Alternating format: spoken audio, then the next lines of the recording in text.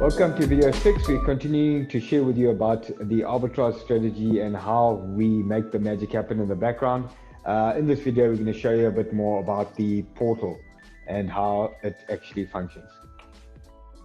Without further ado, let me show you a quick window into what our arbitrage software can do. So I've here logged onto our web portal, and here we can look at the tickers page, which is giving us the live tickers. As Graeme and I explained, you are staring down a flea market of 15 shops selling green apples. And in this case, each column is a different stall in that shop: Binance, Bitfinex, BitHub, Bitstamp, Bittrex, Continuing, Valor, Zaga. The 15 shops which we are looking at prices in, and then each row is a different fruit: apples, bananas, pineapples, and each of those is a pair. Well, not a pair as in the fruit, but a pair as in the trading pair. So Bitcoin Cash to Bitcoin, Bitcoin Cash to Euro, Bitcoin Cash to dollar, Binance to USD Tether, Bitcoin to Aussie dollar, and each of those rows has got pricing which is different in each shop. Right, so that's the first concept. And if you just look down at all of these different types of fruit we have here, and every different opportunity across each market. Graeme, can you recall what is the permutation of the multiple routes we can do currently? So in excess of 4,000 routes. Yes, and it's even larger than that. Yeah, that is the amount of routes. By route, what we mean is that's a buy in a specific for a specific pair on a specific exchange. So an example of that would be Bitcoin in US dollars on Bitstamp versus Bitcoin in Ethereum, for example, on Kraken. That would be an example of what we would classify as a route. And so one would be buying on the one market, selling on the other market. That would be one permutation of that route. And currently we are covering up to 5,000 routes across our ecosystem. And it's quite incredible how quickly that scales as you add more exchanges with the amount of pairs that each exchange offers. It's a very powerful compounding effect for the number of different permutations you start to cover, the more exchanges that you do add into your ecosystem.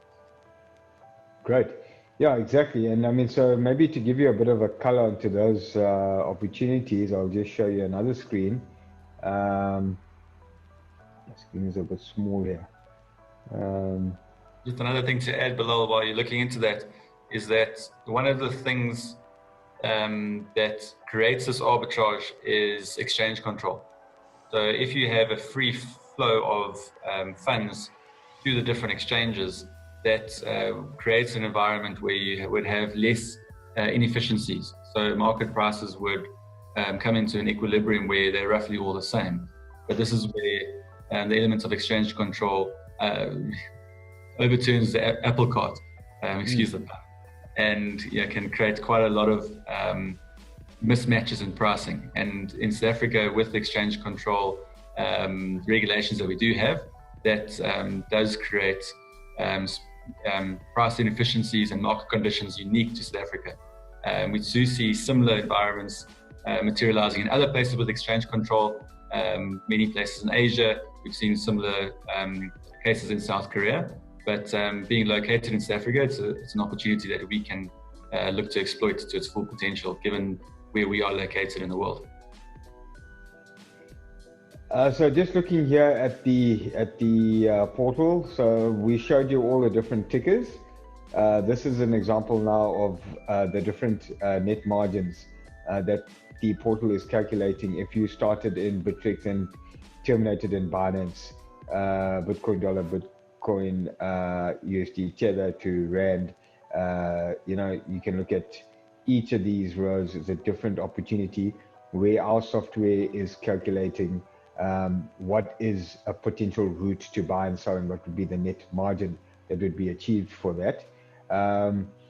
Graeme mentioned eventually that the arbitrage must normalize in efficient markets, but eventually, there's always somebody taking that arbitrage. There has to be someone that's actually making that market and helping that to normalize. And that's what we aim to do, is we aim to bridge the gaps between the price inefficiencies in different places. Yes.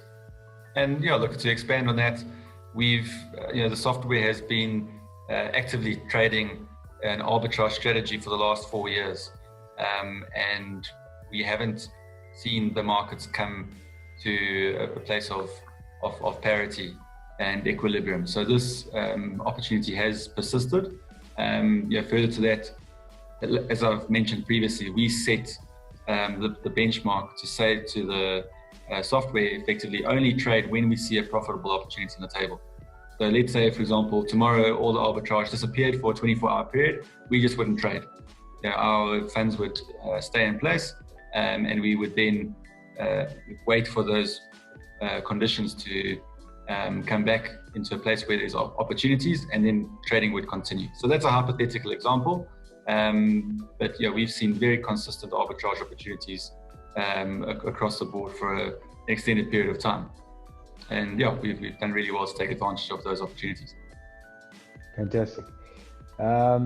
Maybe I'll show the guys a few thoughts that would sit inside of our arbitrage brain. So I like to think of it like Google Maps, right? So you've got Google Maps, which firstly is seeing the terrain, and it's aware of the origin and the destination, and it's aware of all the various routes. And that was like the ticker page that we showed you. Then you have the part of Google Maps where you say where you want to go and where you want to finish, and then Google Maps will map out a particular route for you. And that was like the page that we showed you a second ago with the percentage returns.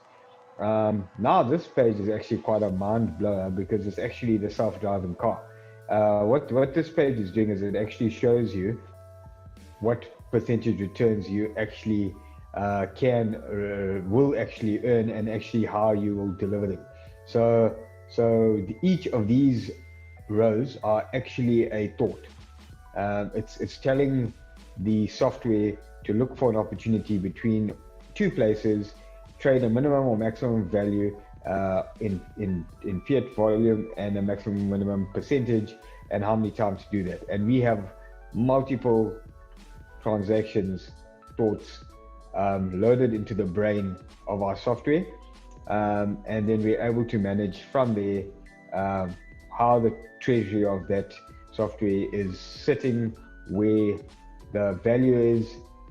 We've got a lot traded out now into rands, a portion in Bitcoin, and we're able to break down exactly where all of those funds are sitting. So that's really the software that powers the system in the background, and the arbitrage strategy and arbitrage opportunity. Many people do ask, how long will this persist, or how long will this opportunity be available? And we don't know how long it's going to be there. We think it will be here for at least another 12 months, but that may change. This particular arbitrage strategy, that is a rand terminating product, we don't want you to look at it as a long-term investment. Don't go retire and think we're going to give you 8% per week. This is just an alternative investment to you holding your cash in a 7-day notice.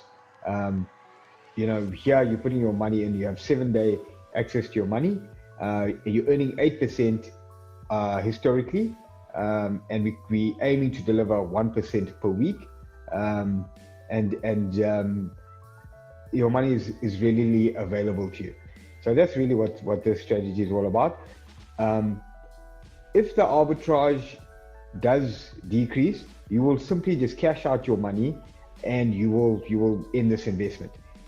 You do not lose money if the arbitrage disappears, because we're only trading as the arbitrage exists. So we only buy and sell if we know there's going to be a profit. We'll take you through another video, which is quite important, on all the risks which exist in this strategy, and like anything that delivers returns, there are risks. So we really welcome your attendance at that video.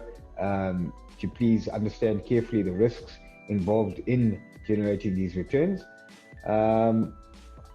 And other than that, once the arbitrage starts to reduce, we have got plans already underway with 3 other products, which will have other arbitrage opportunities that will continue the investment success for you in different formats.